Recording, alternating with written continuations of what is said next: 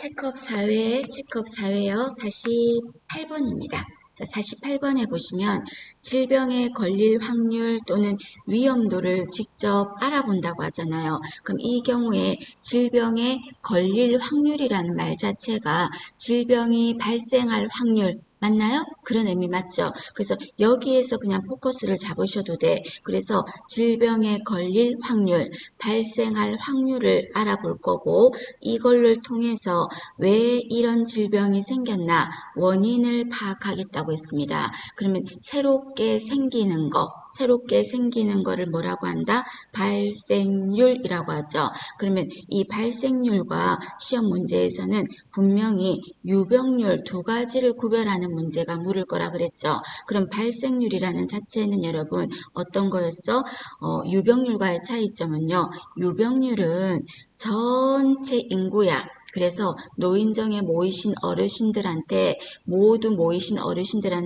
어르신들 현재 혈압 갖고 있으신 분 손들어봐요. 이렇게 되는 거죠. 그죠? 현재 갖고 있는 분 전체한테 물은 거예요. 그거는 뭐다? 유병률이라고 하는 거고요.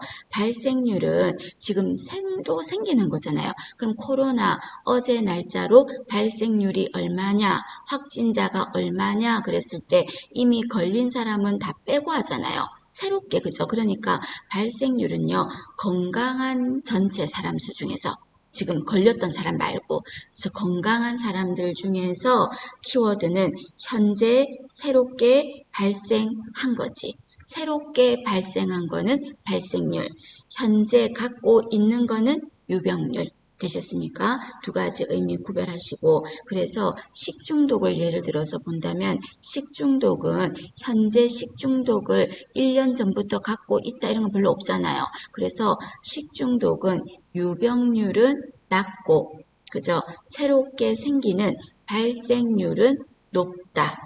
맞나요? 예, 그런 의미로 기억을 하시고요. 그 다음에 여기에서 여러분 하나만 더 언급을 하면 1번에 부양률이라는 거 있죠. 자, 부양률인데 부양비에 대해서 여러분 조금만 한번 보겠습니다.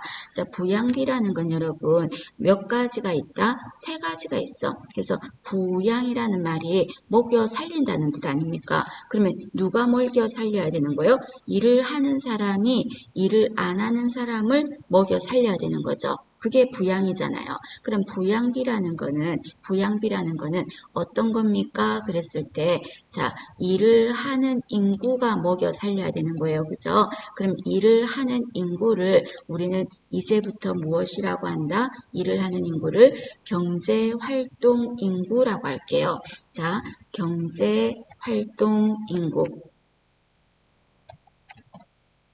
경제활동 인구 그거는 다르게 말하면 생산 연령 인구하고 같은 말입니다. 여러분 생산 연령 인구 그죠? 자 그러면 이때 생산 연령 인구 경제활동 인구가 몇 살을 말한다고 얘기가 되어 있어요? 규정을 해놨으니까 일하는 인구를 15에서 64세로 잡아놨죠. 그죠? 15에서 64세. 왜요? 하면 안 돼. 그냥 15에서 64세로 잡았어. 경제활동 인구를. 그럼 이 사람들이 밑에서 업어줘야 되겠죠. 먹여 살리려면. 그래서 분모에 이 사람들이 들어가는 거야. 그리고 위에 먹여 살려야 되는 사람은 누구냐 하면은 일을 안 하는 사람들이겠죠. 그럼 일을 안 하는 사람은 여러분 뭐라고 할까? 비경제활동 인구라고 하겠죠. 그죠? 또는 다르게 말하면 비생산 연령 인구 이렇게 말해도 되겠죠. 그럼 여기에는 어떤 사람이 들어갑니까? 하는 거죠. 자 여러분 봐봐.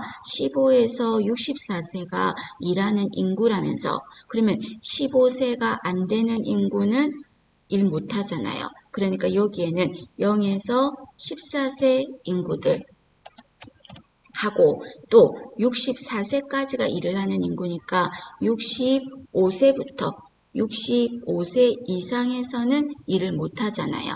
그럼 이 사람들을 먹여 살리는 거를 뭐라고 한다? 부양비라고 하는 거죠. 그럼 이렇게 일을 못하는 경제활동이 없는 어린애들이랑 노인분들을 다 먹여 살리는 이런 부양비는 뭐라고 한다? 총부양비라고 하겠죠. 총부양비. 그래서 총부양비 하는 거는 어린이든 노인이든 다 먹여 살리는 거를 말합니다. 되셨습니까? 자, 그런데 부양비는 총 몇 가지가 있냐 이래 말하면 세 가지가 있어요. 이렇게 다 먹여 살리는 거는 총부양비. 또 이번에는 이렇게 물었어요. 이번에는 어린애들을 먹여 살리는 부양비를 구해봐라. 이렇게 말했다면 일을 하는 인구가 어린애 먹여 살리는 거니까 노인 인구는 빼고 얘기해야 되겠죠. 0에서 14세 인구만 얘기해야 되겠지. 이런 부양비는 뭐라고 합니까? 유년 부양비라고 합니다. 유년 부양비 또는 뭐 유소년 부양비 같은 의미로 생각하시면 됩니다. 또 세 번째는 이렇게 물어볼 수도 있겠죠. 어린애 말고 노인들 먹여 살리는 비를 구해봐라. 이렇게 할 수도 있겠죠. 그러면 노인을 먹여 살리는 부양비는 65세 이상 인구를 말하는 거죠. 그 부양비는 뭐라고 한다? 노년 부양비라고 하겠죠. 노년 부양비. 그래서 부양비는 결론적으로 총 몇 개가 있다? 세 가지가 있다는 거. 총부양비, 유년부양비, 노년부양비. 되셨습니까? 세 가지가 있다. 그럼 이때 부양비가 어쨌든 높다는 거는 중요하죠, 여러분. 부양비가 높다. 그 말은 어떤 의미를 갖고 있다고 했습니까? 이거는 경제 발전이 저해되겠죠. 먹여 살리는 사람이 많으니까 내가 좀 더 살림을 살기가 더 어렵다는 거죠. 그죠? 부양비가 높다. 그럼 우리나라는 현재 실태가 어떻습니까? 어느 부양비가 높아요? 노년 부양비가 높죠. 유년 부양비가 아니고, 맞죠? 노년 부양비가 높아지고 있습니다. 봐주실 것 보시고, 그 다음에 여기에서 식중독은 여러분 조금 전에 발생률이 높다 그랬죠. 그 다음에 또 1, 2, 3, 4, 5 중에서 높은 것도 있나요? 높은 거 없어요. 그럼 낮은 건 있나요? 식중독은 다른 거에 비해서 좀 낮은 편이라는 거 있죠. 어떤 거냐면 3번에 2차 발병률. 이것 때문에 뭐가 다르게 생기는 건 별로 없어. 그 다음에 5번이 없죠. 치명률. 치명률은 아주 위험한 거잖아. 식중독은 치사율은 어때요? 낮다. 치사율은 낮잖아요. 그죠? 틀렸습니다.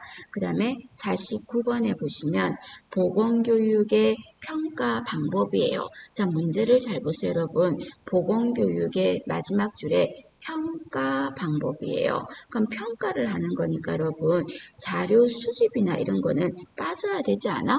자료 수집을 해서 무슨 평가한다는 의미는 그럼 여기에서는 1번 자료 수집을 다 빼버려요. 그럼 자료 수집 같은 거 빼고 하면은 관찰 통해서 평가할 수 있죠. 그리고 구두 질문 제가 여러분한테 한 사람씩 질문하는 거야. 그럼 그걸로 이 사람이 제대로 보건교육을 받았나 평가할 수 있죠. 그 다음에 설문지를 통해서도 할 수 있죠. 제가 여러분들한테 구글로 보내지 않습니까? 할 수 있죠. 그리고 또는 여러분들이 극도로 싫어하시는 시험 같은 거, 그죠? 이런 걸 통해서도 할 수 있잖아요. 그죠? 그래서 이런 거가 전부 다 1번이죠. 자료 수집 이런 거는 평가 아니야. 되셨습니까? 그러면 남는 거는 1번밖에 없죠. 그 다음에 50번에 보시면 자 농촌 주부들을 대상으로 이유식에 대해서 하려고 한다. 자 많이 물었으니까 여러분 정리 잘 하세요. 교육의 방법을 물었으니까 뭐예요? 시범이죠. 이때 매체를 물었다면 뭐로 할까요? 모형이 좋겠죠. 이유식이니까 뭐 음식 같은 거 준비해 와서 이렇게 해서 모형을 가지고 와서 이런 거 넣는다 이런 거 넣는다 할 수도 있겠죠. 할 수 있고 평가의 방법을 물었다면 뭐예요? 관찰이 좋겠죠. 관찰. 되셨습니까? 그리고 여러분 나머지는 오늘은 여러분이 이제 정리 잘 하세요. 집단 토의 중요하다 그랬습니다. 장점 이런 거 기억해야 돼. 사회성 키워지고 회의 능력 키워지고 양보심도 키워지고 의사 전달 능력 발표력도 키워지고 이런 거 있었죠. 집단 토의. 그 다음에 강의는 짧은 시간에 많은 사람들한테 주는 일방적인 교육이죠. 핑퐁 왕래식이 아니잖아. 강의는 그죠? 일방식이다. 그리고 심포지움 하면은 어떤 거예요? 모두가 전문가다. 그리고 각자 의견을 나와서 발표한다. 그 다음에 패널 토의는 여기 없지만 뭐예요? 서로 상반된 의견. 그 말이 나왔죠. 그래서 패를 나눈다 생각하시면 된댔죠. 패널 토의, 배심 토의. 그 다음에 아이디어의 자유로운 흐름. 이런 거 나오면 팝콘 회의 나오면은 브레인 스토밍이라고 했었죠. 그리고 역할극은 어떤 거였습니까? 다른 사람의 역을 해봐서 다른 사람의 입장이나 처지를 이해한다 하면은 역할극. 똑같은 상황을 만들어서 한다 하면은 시뮬레이션. 실제 장소를 옮겨서 한다 하면은 견학. 맞나요? 자, 그런 것들이 있었습니다. 자, 그 다음에 51번에 공중보건학개론 51번 대학교 1학년 딸이 교통사고로 사망한 다음에 엄마가 아무것도 먹지 못하고 힘들어한대요. 그럼 이 엄마는 엄마가 교통사고를 당할 뻔한 건 아니지만 자식이 교통사고로 죽었으니까 엄청난 일생을 살면서 엄청난 스트레스가 아니겠습니까? 그래서 우리 인간이 가장 겪는 스트레스와 그 고통이에요. 가장 1위가 자식이 먼저 떠나는 거래요. 그 고통이 가장 크다고 하거든요. 그래서 얼마나 이 엄마는 힘들겠어요. 이거는 자신의 생명을 위협할 정도의 스트레스가 될 겁니다. 이런 스트레스를 뭐라고 한다? 외상후 스트레스 장애가 되겠죠.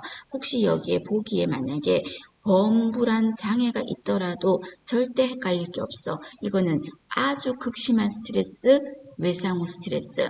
범불안 장애는 막연하게 비현실적인 걱정, 불안 이런 거를 느끼는 거는 범불안 장애예요. 그리고 6개월 이상 그런 증상이 지속되는 거죠. 그죠? 비현실적인 일어나지도 않을 건데 걱정하고 불안하고 이런 거는 범불안 장애. 이거는 그런 경우가 아니잖아요.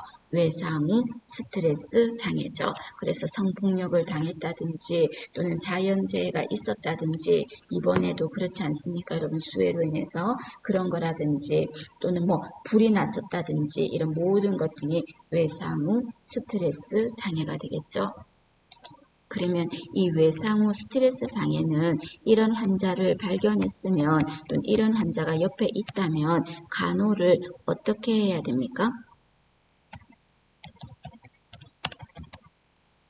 간호는 자 여러분 한번 생각해봐. 이 대상자를 이해해야 돼요. 이해를 그냥 이 환자는 잘못된 거니까 잘못된 생각을 지금 하고 있으니까 왜 이러지 하고 이해를 안 해줘야 되는 겁니까? 이해를 해야 된다 그랬죠. 이해를 해줘야 돼. 그래서 이 환자한테는 제일 중요한 게 대상자를 이해해주는 게 가장 중요합니다. 대상자를 이해해줘야 돼. 그래서 첫 번째로 친다면 대상자를 이해해줘야 됩니다. 이 사람이 왜 이렇게 힘들어 하는지에 대해서 조금 받아들여 줘야 되는 거죠. 딱하잖아요. 그게 첫 번째가 될 겁니다. 그 다음에 두 번째는 여러분 어떤 게 있을 수 있어? 이 사람한테 먼저 이 사람들은 자기가 잘못된 생각을 하고 있잖아요. 절대 무너지지 않을 건데 무너질 것 같고 빠지지 않을 건데 빠질 것 같다는 이런 생각은 자기만의 생각이잖아요. 그래서 자신만이 느끼는 거를 주관적 지각이라고 했어요. 그래서 자기가 생각하는 주관적인 지각을 그대로 자기 혼자 느끼는 걸 그대로 이해해주면 안 되겠죠. 대상자를 이해는 해줘야 돼. 딱하게 생각은 해야 돼. 그런데 잘못된 생각, 천정이 안 무너질 건데 천정이 무너진다고 하는 잘못된 생각을 어떻게 객관적으로 바라볼 수 있도록은 해줘야 되겠죠. 주관적인 생각을 객관적으로 바라볼 수 있도록 교정은 해줘야 됩니다. 절대 무너지지 않을 겁니다. 라는 말 해줘야 돼요. 되셨습니까? 자, 그 다음에 이 사람이 지금 자기가 잘못된 생각이긴 하지만 그 생각으로 인해서 식은땀이 나고 가슴이 벌렁벌렁 뛰고 막 심장이 쪼여오는 것 같고 땀이 나고 막 손발이 떨리고 이런 증상 있죠. 그럼 그런 증상이 나타나는 거나 심리적인 거에 우리는 이해를 해주려면 반응을 해줘야 되겠죠. 몹시 불안하시군요. 몹시 힘드시군요. 이런 걸 뭐라 그래? 반영이라고 하잖아요. 그래서 환자가 느끼는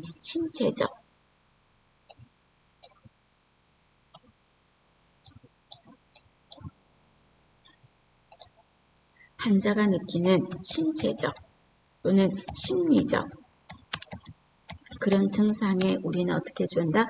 반응을 해줘야 돼요. 그게 바로 대상자를 이해하는 거가 되겠죠. 반응을 해야 된다. 그래서 문제에서 환자가 나타내는 신체적, 심리적 증상을 반응하지 않는다라고 하면 틀렸어. 되셨습니까? 자, 그 다음에 네 번째는 이 환자가 자기가 이러다가 죽을 것 같다는 생각을 할 거예요. 또는 그러면서 어떤 생각이 드냐면 자꾸 이거는 그렇지 않다고 우리가 객관적으로 바라볼 수 있도록 같이 고쳐주다 보니까 내가 이러다가 미치는 거 아닐까? 내가 이러다가 정신병 생기는 거 아닐까? 라고 생각할 수 있죠. 그럼 거기에 대해서 우리는 어떻게 해줘야 된다? 환자한테 희망을 줘야지. 그래서 시간이 지나면 나을 수 있다는 거. 시간이 지나면 과거에서 벗어날 수 있다 하는 것에 대해서 알려줘야 되겠죠. 그래서 환자를 어떻게 해준다? 이해해줘야 돼. 그래서 이해해줘야 되니까 우리는 환자가 막 힘들어하는 신체적, 심리적 증상에 우리는 반응을 해줘야 되고, 그리고 잘못된 지각, 주관적인 잘못된 생각을 이번에 객관적으로 바라볼 수 있도록 고쳐줘야 되고, 그리고 환자가 나 이러다가 평생 이러는 거 아닐까? 라고 많이 회의를 느끼고 불안해하면 아니에요. 시간이 지나면 과거에서 벗어날 수 있으십니다. 라고 알려줘야 되겠죠. 자, 요런 게 외상후 스트레스 장애의 간호라는 거. 그거 생각을 하십니다, 여러분. 자, 그 다음에 보시면, 자, 조현병, 조증, 이런 건 아닌 거죠, 그죠?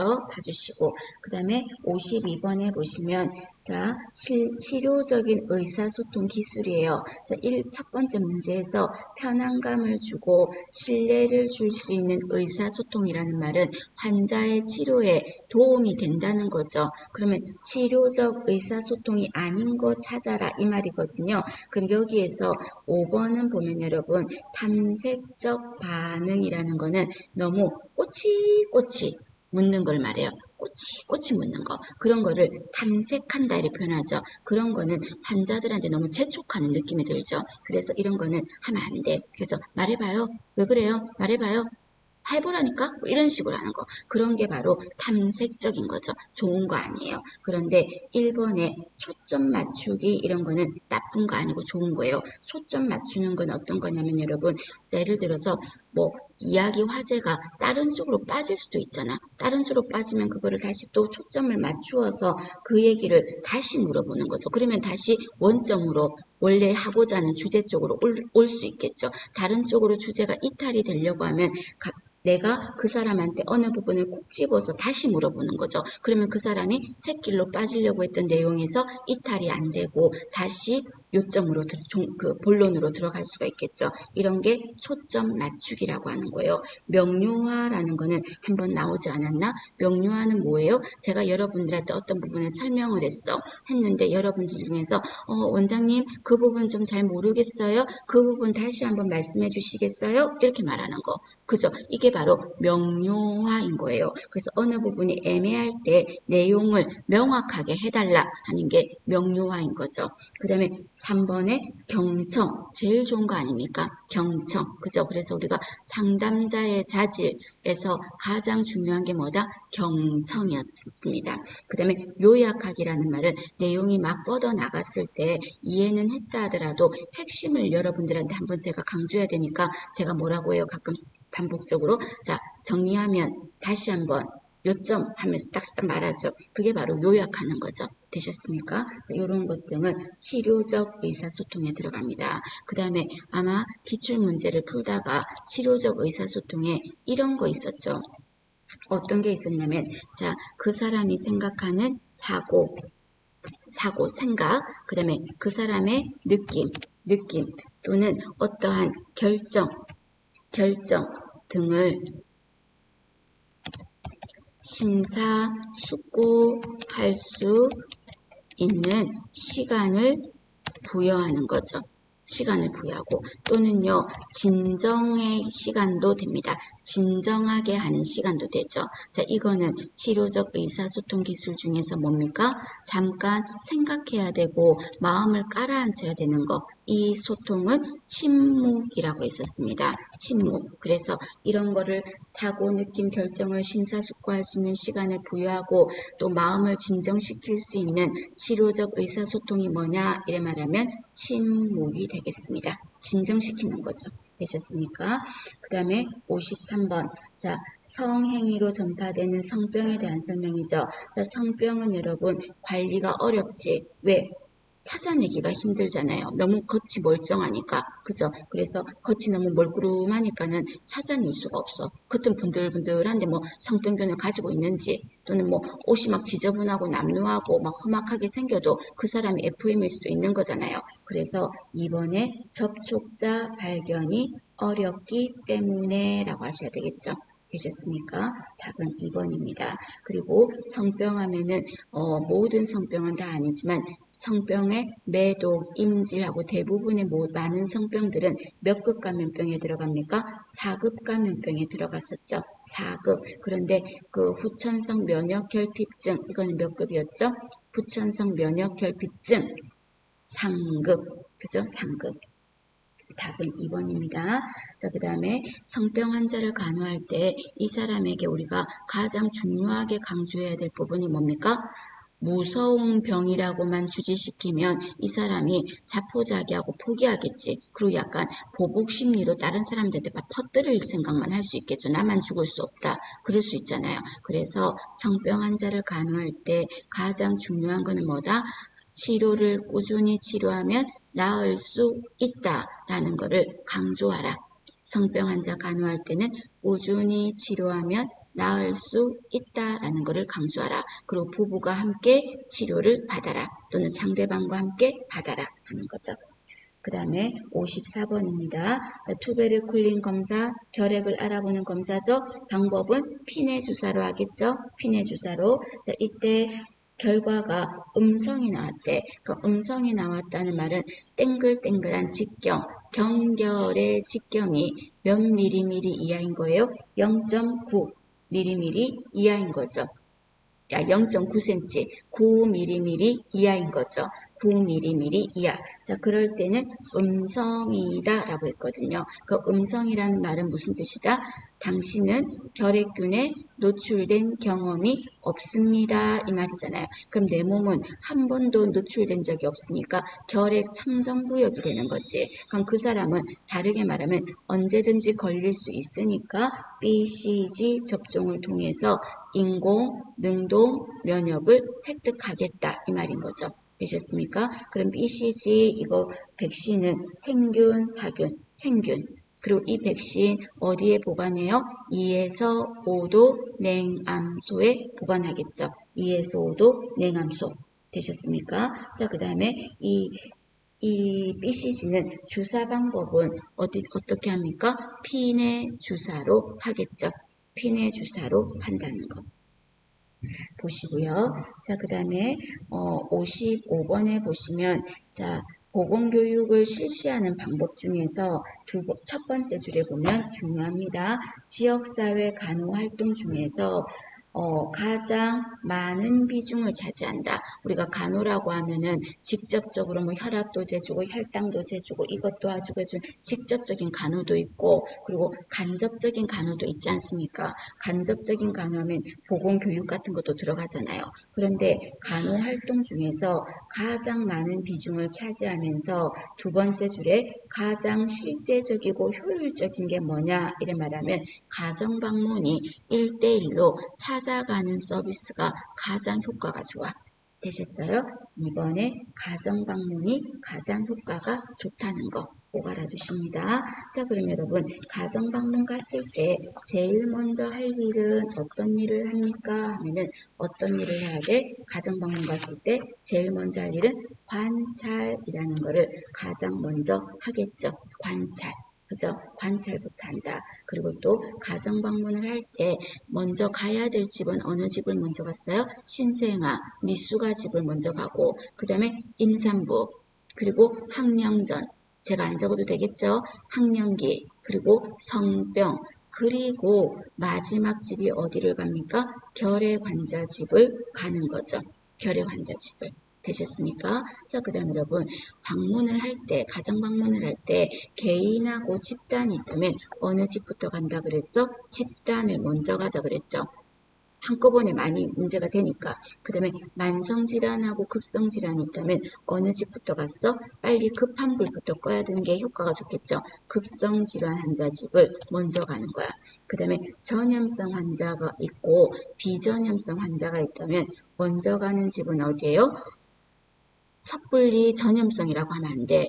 왜? 전염성 집을 먼저 가면 여러분 다른 사람한테 옮길 거 아니에요. 그래서 우리가 결핵도 마지막에 갔잖아요. 그래서 조심하세요. 비전염성 환자 집부터 먼저 갈 거예요. 그죠? 그 다음에 감수성이 높은 연령, 감수성이 낮은 연령. 감수성이 높은 게 잘 걸리는 거죠.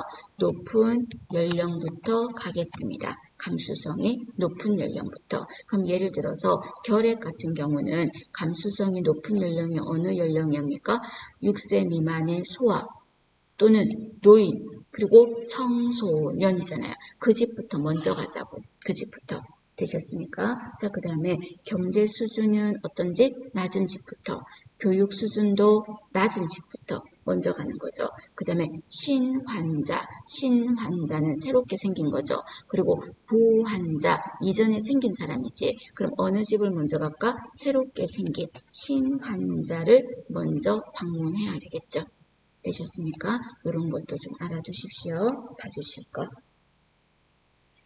자, 그 다음에 56번에 자, 가족 보건이 왜 중요하냐 하는 거죠. 자, 우리가 공중보건에서 여러분 우리 지역사회 간호 사업의 지역사회 간호의 사업의 가장 기본적인 단위는 누가 되는 거예요? 가족이 되겠죠? 가족이 됩니다. 자, 이번에는 공중보건의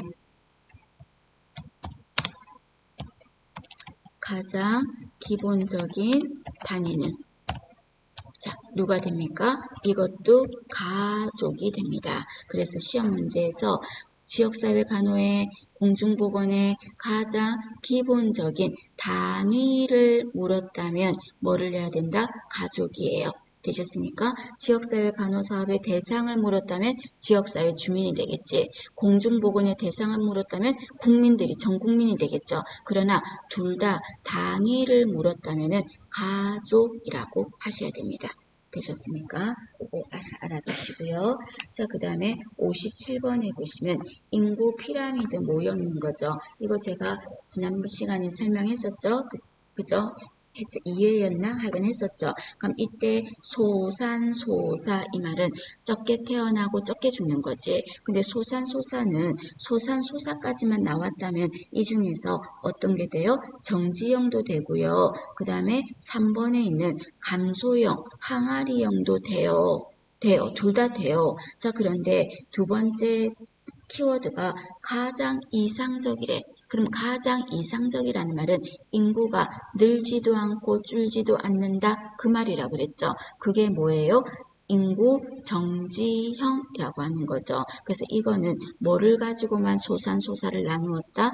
일을 안 하는 인구 중에서 0에서 14세 인구가 있었고 그 다음에 또 노인분들이 있었죠. 자, 노인인구는 65세 이상 인구가 있었었어. 그럼 이때 여러분 이때 가장 좋은 거는 어떤 거라 그랬습니까? 0에서 14세 인구와 65세 이상 인구를 봤을 때 어린애가 노인 인구의 몇 배가 될 때 가장 좋았다? 2배가 될 때 가장 좋다 그랬어요. 그래서 어린애가 100명이고 노인이 50명이야. 그때가 제일 좋다고. 그럼 그때 유형을 무슨 유형이라고 한다? 인구가 정지되는 유형이다 해가지고요. 가장 이상적인 유형은 종형이라고 했었었죠. 그래서 시험 문제에서 딱 2배에 해당한다 이런 말하면은 정지형, 종형이에요. 가장 이상적인 선진국 유형이 되는 거죠. 자, 이번에는 여러분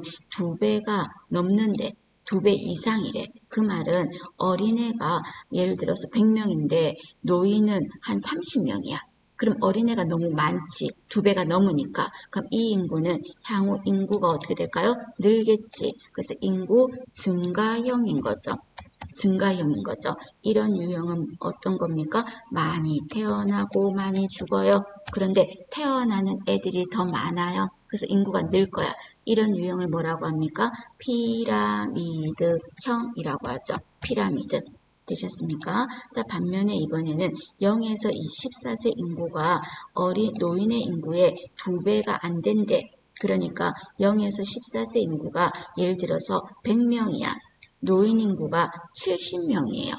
그럼 2배는 안 되죠. 자, 그러면 향후 인구는 어떻게 된다? 줄 거예요. 그래서 인구가 감소될 거예요. 감소입니다. 그런데 얘는 또 마찬가지로 소산소사예요. 종형처럼. 그런데 이때는요, 죽는 사람이 더 적어요. 그래서 인구는 어떻게 된다? 감소되는 거예요. 죽는 사람은 적고 태어나는 애들도 적은 거죠. 그런데 어느 게 더 많이 적다? 태어나는 애들이 더 적은 거예요. 그래서 인구가 감소되는 유형을 말합니다. 이 인구는 뭐라고 합니까? 항아리형이라고 하죠. 항아리형. 되셨습니까? 어느 나라가 들어가요? 우리나라, 프랑스, 일본 이런 나라가 들어갑니다. 요거 이해됐죠? 규칙성. 그래서 2배에 미치지 못한다.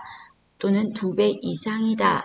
2배다 하는 거에 따라서 3가지를 나누었어요. 자, 그러면 지금 고려를 안 했던 인구는 뭐 있어요? 15에서 64세 인구는 생각 안 했잖아. 그런데 15에서 64세 인구가 전체의 절반 이상이다. 50% 이상이다.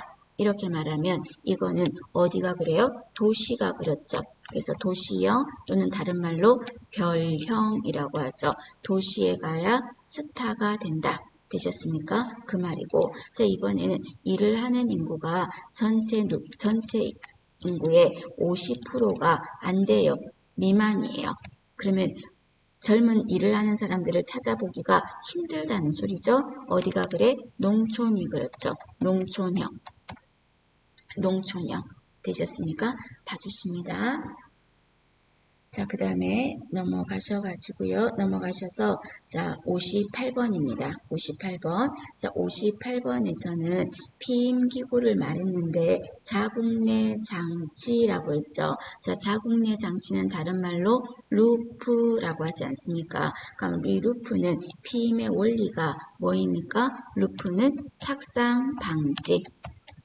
그죠? 꼭 알아두세요. 루프는 착상 방지, 경구 피임약은 배란 억제, 배란 억제. 그러니까 루프는 착상 방지인데 이 루프는 좋은 점은 뭐예요?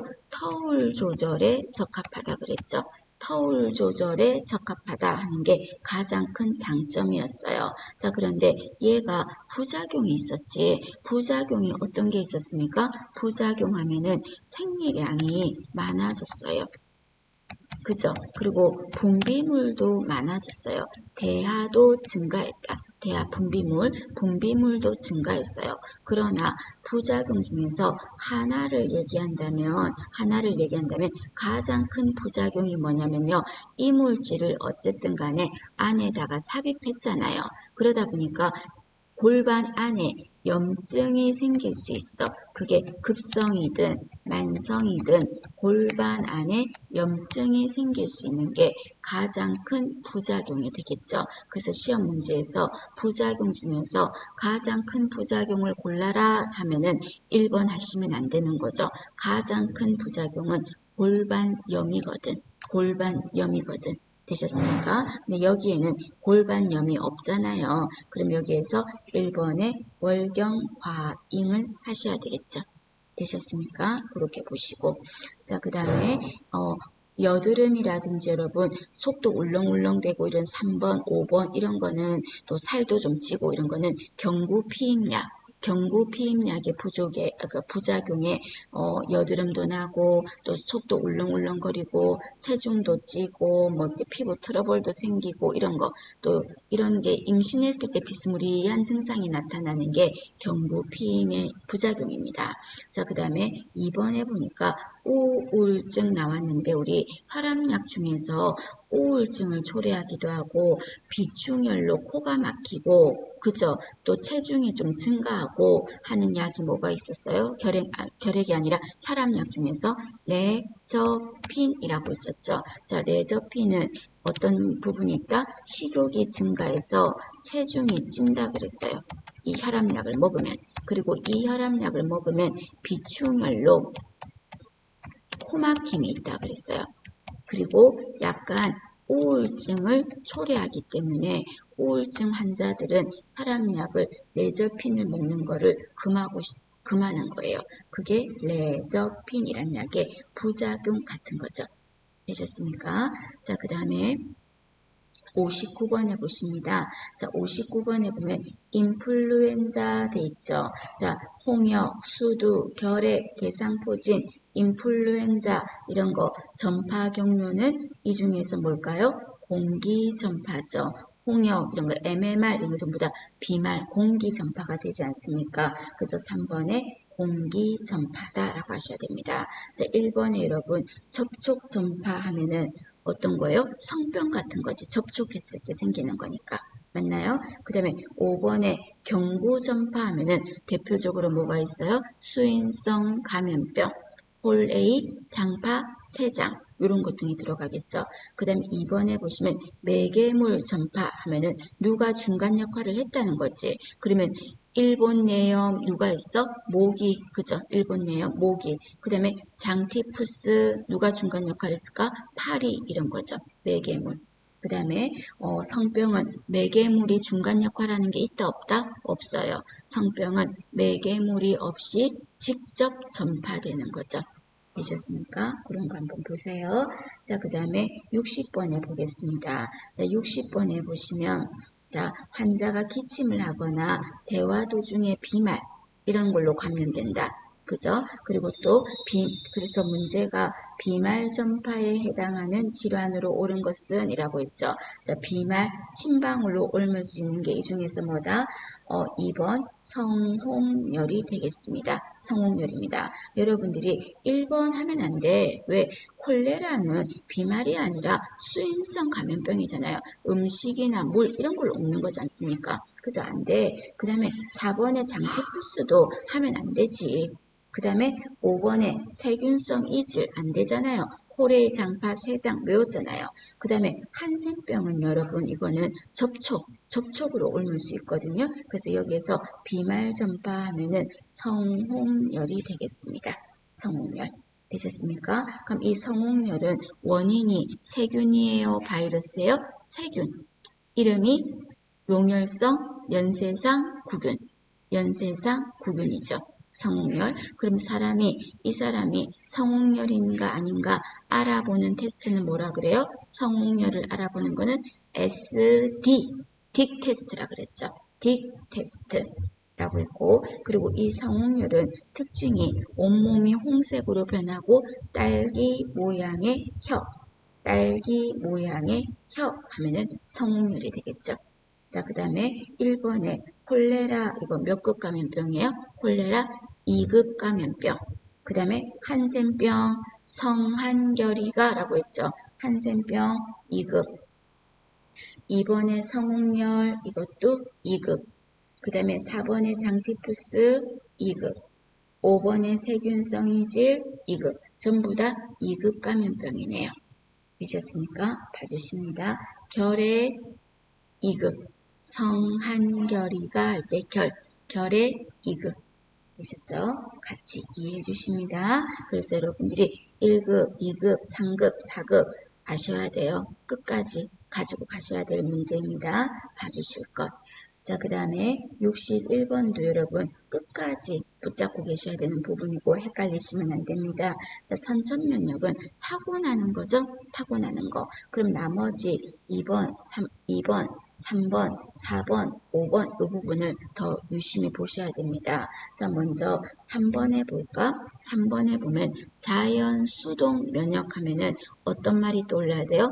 자연 수동 면역하면은 태반 떠올라야 되겠죠. 태반. 엄마의 태반을 통해서 갔다. 태반 하면은 자연 수동. 그 다음에 또 모유 이런 말 나오면 자연 수동. 되셨어요? 이제 구체적으로 설명 길게 안 합니다. 자연 수동 면역은 태반, 모유를 통해서 얻었다. 그 다음에 5번에 보시면 자연 능동 있었죠. 자연 능동은 뭐였어요? 직접 병을 앓았다.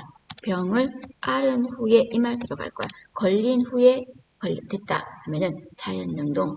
그 다음에 2번에 보시면 인공수동. 자, 인공수동은 어떤 거였습니까? 얘는 치료제를 주사하는 거지. 치료제, 좀 어렵게 말해서 항체를 주사하는 겁니다. 항체를. 어떤 거? 혈청 또는 혈청. 아니, 죄송해요.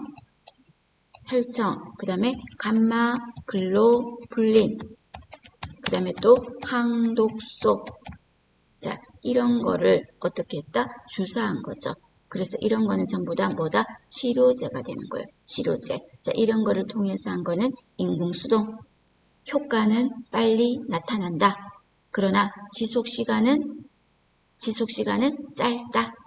맞나요? 자, 그리고 마지막으로 4번에 있는 인공능동. 자, 인공능동은 균이나 이런 거를 바로 넣어주는 거죠. 외부 침입자 이물질을 바로 넣어버릴 거야. 그거를 뭐라고 한다? 항원을 주사한다 그랬어요. 항원. 일부러 넣어주는 거야. 항원을 넣어주는 거야. 그럼 어떤 거 넣어요? 살아있는 균, 생균, 그리고 사균, 그리고 독소가 너무 세서 독소를 조금 약하게 만든 거, 톡소이드. 자, 이런 거를 주사해서 면역력이 생기게 하는 거는 인공능동. 효과는 늦게 나타나, 수동보다. 그러나 힘은 세고 지속시간도 길다는 거. 그죠? 저항력은 강하고 효력의 지속시간은 길다는 거. 되셨죠? 요 네 가지 여러분 끝까지 정리하셔서 갖고 갑니다. 되셨습니까?